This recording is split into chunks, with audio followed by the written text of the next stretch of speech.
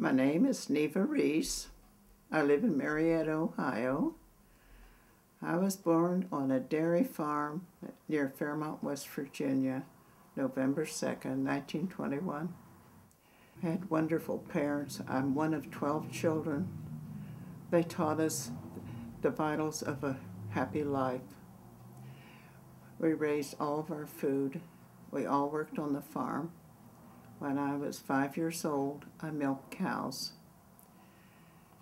When I graduated from high school, I went to an enamel factory to get work because college was not in the picture back then. I got a job at an enamel plant making 23 cents an hour. All the radios and newspapers was asking for women to go to the defense plants and help out the war effort. We knew we could do it. We'd never worked in the factories. We'd always worked at home. We knew how to work. I went to Goodyear Aircraft and signed up for a job. They said, we have a training program downtown. You learn to use all the tools. So that was a 6 weeks program. I learned how to use the electric drill. I learned how to sharpen my drill bit, countersink. Then they took us to the tool shed. They said, you have to buy your own tools. I thought, well, I'll get mine mixed up, so I painted all the handles lavender so I could tell them apart. You can hardly see the color anymore. I assembled the motors for the Goodyear blimp. The motors, 425 horsepower. There was two, and the K-ship was up on a frame, and the motors was on each side. That's why we had to wear the coveralls, because we was climbing all over that.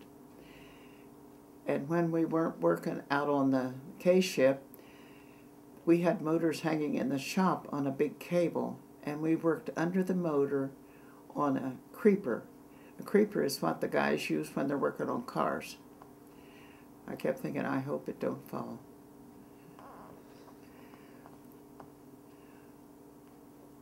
But we were treated wonderful by all the men. I worked in a department was all men, and they just had the most respect. They really appreciated me being there. And I got so homesick. My first time away from home, and I went to the boss and I said, I want to go home this weekend. He said, you can't go home. We work 7 days a week. I said, I'll quit because I need to go home. He said, you go home and come back on Monday. I said, okay. So I did. Being Rosie the Riveter was a wonderful experience. It gave me confidence, courage. I know I can do anything. And that's why I'm a survivor today. I was proud to be Rosie the Riveter.